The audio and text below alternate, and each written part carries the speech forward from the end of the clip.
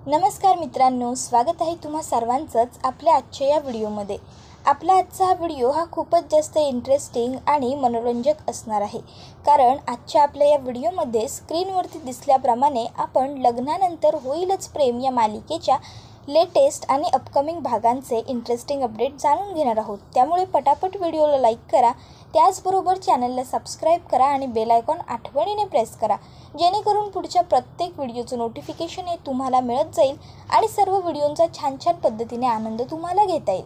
मित्रांनो, व्हिडिओला लाईक कराच, जेणेकरून आम्हालासुद्धा पुढे तुमच्यासाठी अशाच छान छान व्हिडिओ बनवण्यासाठी मोटिवेशन मिळत राहील।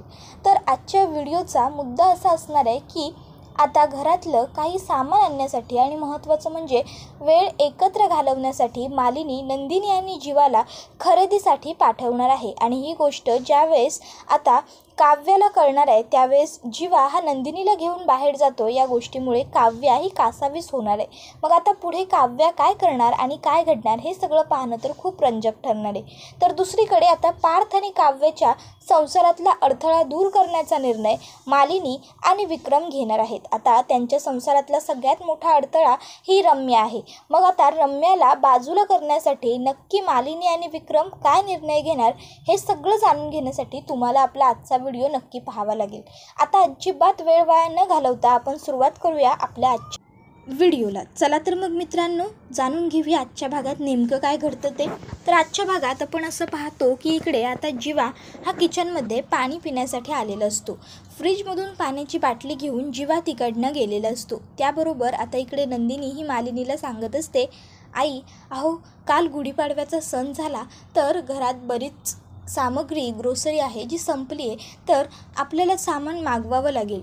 मी काय म्हणत होते, आपण सामान मागवण्यापेक्षा मी स्वतः जाऊन सगळं सामान मार्केटमधून घेऊन येऊ का? त्यावर लगेच मालिनी म्हणते, अगं कशाला उगाच तू स्वतःच्या जीवाला त्रास करून घेतेस, आपण सामानाची यादी पाठवून देऊया ना व्हॉट्सअपवर, वान सामानवाल्याला तो पाठवेल। त्यावर नंदिनी म्हणते, नाही नको, त्यापेक्षा स्वतः जाऊन घेऊन आले तर जरा चांगल्या क्वालिटीचं सामानही व्यवस्थित घेता येईल आणि पैशांचाही भाव व्यवस्थित करता येईल हो, नाहीतर ऑनलाईन मागवलं की ग्रोसरी शॉपवाले काही भाव पाठवतात। आता जीवा त्या ठिकाणी आलेला असतो, पाण्याची बाटली ठेवून तो परत निघून चाललेला असतो। आता मालिनी जीवाला बघते आणि तिच्या डोक्यात एक भन्नाट कल्पना येते। मालिनी म्हणते, बरोबर आहे गं तुझं नंदिनी, तूच जा मग सामान घ्यायला, पण एकटी कशी जाशील? पिशव्या वगैरे सर्व काही मॅनेज नाही ना करता येणार तुला। त्यावर नंदिनी म्हणते, आई काय हरकत आहे, मी कार घेऊन जाते, सगळं सामान घेऊन व्यवस्थित येते। त्यावर मालिनी तिला म्हणते, अगं पण मॉलमध्ये फिरताना तरी तुला कोणाची तरी मदत लागेलच ना। त्यावर नंदिनी म्हणते, हो मग मी एक काम करते, मी काव्याला विचारते, काव्या आणि मी दोघीजणी जातो आणि सगळं सामान घेऊन येतो। त्यावर मालिनी म्हणते, काव्या कशाला, जीवा आहे ना इथेच, ए जीवा इकडे ये। त्यावर जीवा पुढे येतो। मालिनी म्हणत असते, जीवा माझं एक काम करशील का रे तू? त्यावर लगेच जीवा म्हणतो, बोल आई। त्यावर मालिनी म्हणत असते, अरे घरातलं ना थोडं वानसामान संपलं आहे, जे घेऊन यायचं आहे।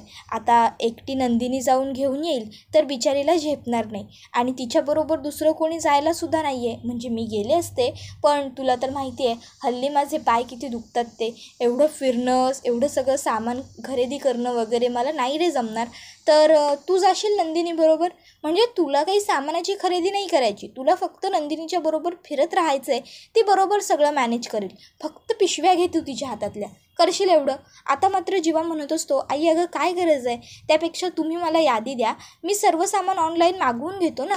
त्याबरोबर आता काव्या त्या ठिकाणी आलेली असते आणि काव्याने तू जरा नंदिनीबरोबर सामान आणायला जाशील का हे मालिनीचं बोलणं ऐकलेलं असतं आणि आता हे ऐकून काव्याला खूप जास्त राग आलेला असतो आणि आता जीवाकडून तिची अपेक्षा असते की जीवाने नंदिनीबरोबर सामान घ्यायला जाण्यासाठी नकार केला पाहिजे।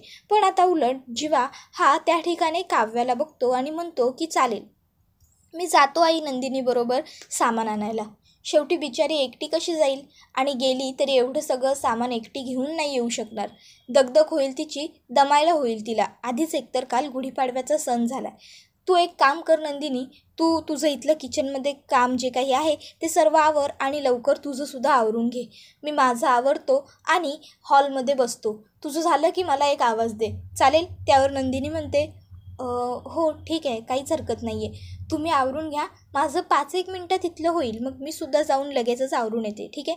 त्यावर लगेच जीवा ठीक आहे म्हणतो आणि तिकडनं जात असतो. आता जीवा जात असताना काव्या ही रागारागाने जीवाकडे बघत असते, पण जीवा काही काव्याच्या नजरेला नजरच देत नाही. तो तिला इग्नोर करतो आणि सरळ तिकडनं पुढे निघून जातो. आता मात्र काव्याला या गोष्टीचा प्रचंड राग आलेला असतो की हा जीवा स्वतःला काय समजतो, मला इग्नोर करून हा पुढे कसा जातो. एवढं प्रेम होतं माझ्यावर, तेवढं प्रेम होतं माझ्यावर मला म्हणायचा, आणि आता माझ्याशी साधं बोलत सुद्धा नाहीये. कसा वागतोय हा माझ्याशी, मुद्दामून मला त्रास देण्यासाठी हा हे सगळं करतोय का.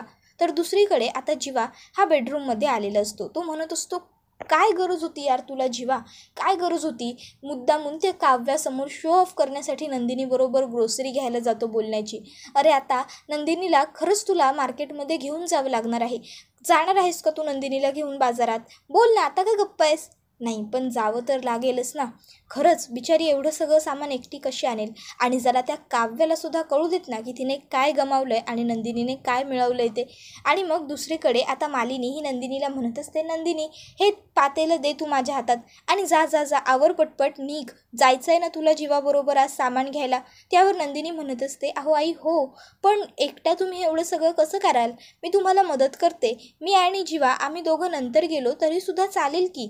आम्हाला कुठे बसने किंवा काही दुसऱ्या गाडीने जायचं आहे, आम्हाला तर स्वतःच्याच कारने जायचं आहे ना. त्यावर मालिनी म्हणते, अगं हो ग बाळा, पण लवकर जा तुम्ही दोघं थोडे.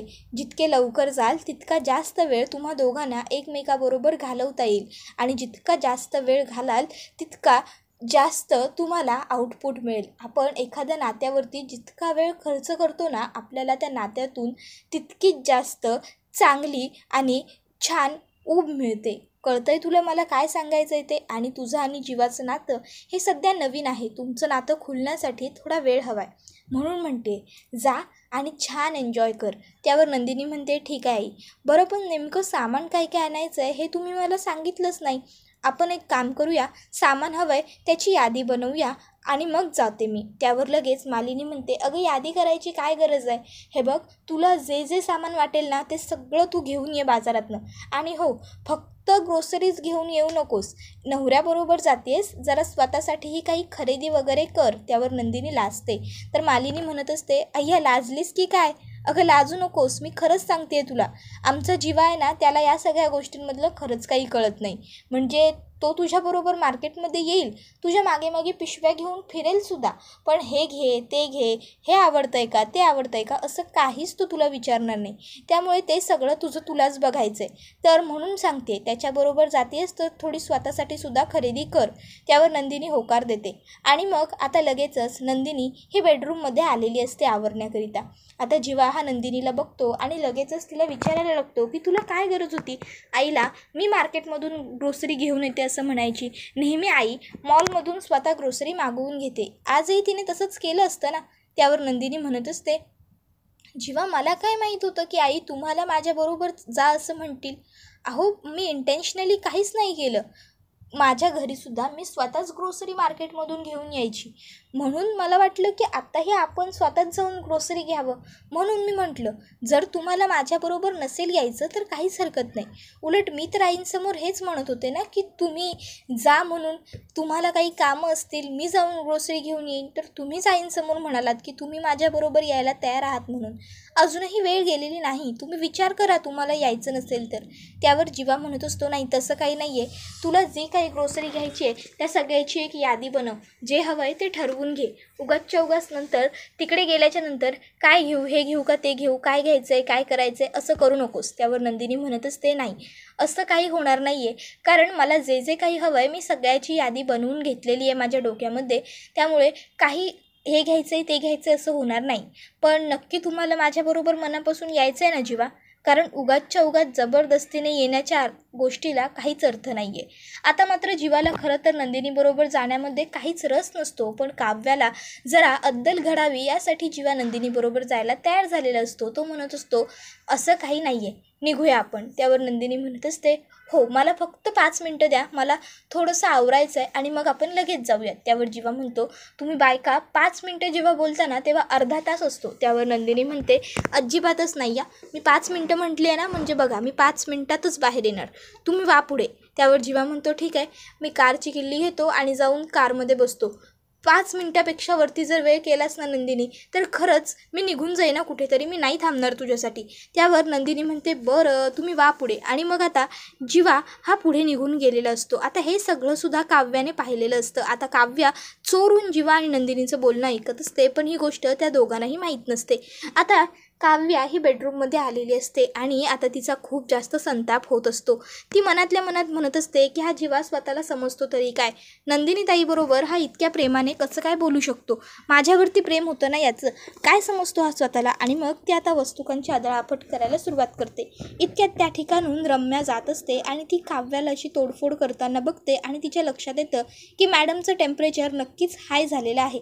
आता जर टेम्परेचर हाय आहे तर आगीत तेल तर अजून ओतलंच पाहिजे, म्हणजे जरा आणखीन जास्त भडका उडेल. आणि मग लगेचच रम्या काव्याच्या खोलीत आलेली असते. आता रम्याला खोलीत बघून काव्या म्हणते, हे बघ मला तुझ्याशी काहीच बोलण्यात रस नाही आहे रम्या, प्लीज तू इकडनं ताबडतोब निघून जा.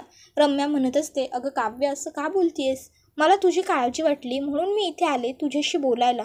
हे बघ तू मला स्वतःची मोठी बहीण समज असं मी तुला खूप वेळा सांगितलं आहे, पण जर तुला मोठी बहीण मला नसेल समजता येत तर माझी काहीच हरकत नाही, पण किमान तुझी एखादी मैत्रीण समज आणि तुझ्या मनात जे जे काही येईल ते सगळं माझ्याशी तू बोल. हे बघ जर तू मनामध्ये गोष्टी साठवत राहिलीस, दाबून ठेवत राहिलीस तर तुला या गोष्टीचा त्रास होत जाईल. त्यापेक्षा कोणाशी तरी बोल. अगं या घरात मला फक्त तुझी काळजी वाटते, कारण तुझ्याबरोबर जे घडलं आहे ना ते फार चुकीचं आहे. तुझं लग्न तुझ्या मनाच्या विरुद्ध झालं आहे. सांग ना काय झालं, म्हणूनच तुझी चिडचिड होते आहे का की काही दुसरं कारण आहे. रम्या बोल. त्याबरोबर आता लगेचच काव्या सांगायला लागते की नाही तसं काही नाही आहे, ते म्हणजे मी आज ते मी आता काव्याचं ते तू मी असं सुरू असताना त्या ठिकाणी मालिनी आलेली असते. आणि मालिनीला ही गोष्ट तर आता नक्कीच कळालेली असते की काव्य जे काही वागते ते ती स्वतःच्या बुद्धीने नाही तर रम्याच्या बुद्धीने वागते, कारण रम्या ही तिला भडकवत आहे. आणि मग लगेचच आता मामीला बघून रम्या म्हणायला लागते, मला थोडं काम आहे महत्त्वाचं, मी निघते. आणि रम्या तिकडनं निघून जाते. मग आता मालिनी ही काव्याला म्हणत असते, काव्या बाळा थोडी शांत हो, मला तुझ्याशी थोडं महत्त्वाचं बोलायचं होतं, बोलू का. त्यावर लगेचच काव्य म्हणते, अहो परमिशन कशाला मागताय काकू, बोला ना. त्यावर लगेचच मालिनी म्हणायला लागते, मला माहीत आहे की तुझं लग्न पार्थबरोबर कोणत्या परिस्थितीत झालं आणि तुला पार्थ नवरा म्हणून आवडतही नाही, पण एक गोष्ट सांगू, तू त्याला नवरा म्हणून न बघता मित्र म्हणून बघ कदाचित हळूहळू तुमच्यात मैत्री होईल आणि मग तुमचं नातं फुलेल. तू जरा ना स्वतःच्या अकलीने वागायला लाग, दुसऱ्यांच्या अकलीचा वापर करू नकोस बाळा. आता हे ऐकून काव्या ही मालिनीकडे बघतच राहते. तर मला थोडं काम आहे मी निघते असं म्हणत मालिनी ही विक्रमकडे स्वतःच्या बेडरूममध्ये आलेली असते. आता विक्रम हा मालिनीला अस्वस्थ बघतो आणि काय झालं मालिनी, तू एवढी अस्वस्थ का आहेस असं विचारतो. त्यावर मालिनी ही विक्रमला सांगत असते, आज मला समजलं की माझ्या लेकाच्या संसारातला सगळ्यात मोठा अडथळा काय आहे ते. त्यावर विक्रम म्हणतो काय, तर मालिनी सांगत असते, रम्या ही सतत काव्याला भडकवत असते आणि तिला पार्थबद्दल वाईट काहीतरी सांगत असते. तुला हे लग्न मान्य नाही हे रम्या आणि वसुताई या दोघी मिळून काव्याच्या मनावरती बिंबवत आहेत. जर आपल्याला पार्थ आणि काव्याचा संसार सुखी झालेला पाहायचा असेल तर आपल्याला पहिलं तर रम्याला या घरातून बाहेर काढावं लागेल, मग त्यासाठी आपण तिचं लग्न लावून देऊयात. त्याबरोबर आता विक्रम म्हणत असतो की हो, माझ्यासुद्धा मनात बऱ्याच दिवसांपासून हा विचार फिरत होता, म्हणूनच मी माझ्या एका मित्राला त्याच्या मुलाबरोबर घरी बोलवलं आहे. त्याचं नाव सिद्धार्थ आहे. तो सध्या आपल्या देशात नव्हता, बाहेरच्या देशातून आपल्याकडे आलेला आहे. शिक्षण पूर्ण करण्यासाठी तो तिकडे गेला होता. जर आपल्या दोघांनाही तो योग्य वाटला तर मग आपण रम्याच्या लग्नाचा विचार पुढे करूयात. तसंही वसुताईचा नवरा गेल्यानंतर मी तिला शब्द दिला होता की जशी रम्या तुझ्यासाठी आहे, ती तुझी मुलगी आहे, तशीच ती माझीसुद्धा मुलगी आहे. आणि तिचं पार्थवरती खूप प्रेम होतं, पण आपल्या पार्थने नंदिनीबरोबर लग्न करण्याचा निर्णय घेतला. काही कारणास्तव त्याचं लग्न काव्याबरोबर झालं, पण रम्या मात्र एकटीच राहिली. आणि आता आपल्या मुलाच्या संसाराला कशी बशी का होईना पण सुरुवात झाली आहे, पण रम्याचं आयुष्य मात्र अजूनही तिथेच आहे. आपण तिच्या लग्नाचा विचार करूया, तुला काय वाटतं मालिनी. त्यावर मालिनी म्हणते, तुम्हाला जे योग्य वाटेल ते तुम्ही करा, शेवटी तुमचा निर्णय हा योग्यच असेल. आता दुसऱ्या दिवशी घरी सिद्धार्थ आणि सिद्धार्थचे वडील म्हणजेच विक्रमचे मित्र सोनावणे साहेब हे आलेले असतात. आता सोनावणेंना बघून विक्रम खूपच जास्त खुश झालेला असतो. या सोनावणे साहेब या, बसा, तुमचीच वाट पाहत होतो, कधीपासून तुम्हालाच फोन करण्याचा प्रयत्न करत होतो पण तुमचा फोनसुद्धा एंगेज लागत होता असं म्हणत असतो. त्यावर तो सांगतो की अरे माझ्या फोनची बॅटरी डेड झाली आहे. बरं हा माझा मुलगा सिद्धार्थ तुला म्हटलं होतं ना माझा मित्र विक्रम, हा बघ हा माझा मित्र विक्रम. त्यावर सिद्धार्थ म्हणत असतो nice to meet you uncle, तुमच्याबद्दल डॅड नेहमीच बोलत असतात. त्यावर विक्रम हा सिद्धार्थला बघतो, त्याची बोलण्याची पद्धत, हसण्याची, चालण्याची पद्धत ही विक्रमला खूपच भावते. आता शेवटी सिद्धार्थ हा एक बिझनेसमनच असतो, त्यामुळे त्याचा तो रुबाब हा विक्रमला प्रत्येक वेळ जाणवतच असतो. मग आता विक्रम विचार करतो की हा सिद्धार्थ मुलगा तर खूप चांगला आहे पण जरा ह्याची चौकशीसुद्धा केलीच पाहिजे. आणि मग लगेचच विक्रम हा सिद्धार्थला तुझं शिक्षण काय, तू काय करतोयस, तुझे पुढचे प्लॅन काय आहेत, या सगळ्या गोष्टी विचारायला लागतो. आता सिद्धार्थ हा विक्रमला सांगत असतो मी बिझनेस मॅनेजमेंट केलेलं आहे US वरून आणि बाबांची इच्छा आहे मी पुढे त्यांचाच बिझनेस सांभाळावा पण मला माझं स्वतःचं काहीतरी सुरू करायचं आहे असं तो म्हणत असतो. आता विक्रमला सिद्धार्थचे विचारसुद्धा खूप आवडलेले असतात म्हणून मग तो आता मुद्दामूनच रम्याला तिकडे बोलवून घेतो. रम्या अगं बेटा जरा इकडे येतेस का. रम्या येते. त्यावर विक्रम तिला म्हणत असतो अगं बाळा माझा मोबाईल माझ्या खोलीतच चार्जिंगला लावलेला आहे, तू जरा घेऊन येशील प्लीज. त्यावर रम्या म्हणते त्यात काय मामा लगेच आणते. आणि मग आता रम्या ही विक्रमच्या खोलीमध्ये येते, त्याचा चार्जिंगचा मोबाईल घेते आणि पुन्हा आणून विक्रमला देते. आता विक्रम हा लगेचच मिस्टर सोनावणेंना सांगत असतो की ही वसुताईची मुलगी आहे रम्या. त्याबरोबर आता वसुताईची मुलगी हे ऐकून सोनावणे साहेब म्हणायला लागतात बापरे केवढी मोठी झाली, लहान होती तेव्हा पाहिली होती हिला. तर आता इकडे सिद्धार्थने सुद्धा बघितलेली असते रम्याला आणि त्याला रम्या पहिल्या नजरेत आवडून गेलेली असते आणि त्याला रम्याचं नावसुद्धा खूप आवडलेलं असतं रम्या.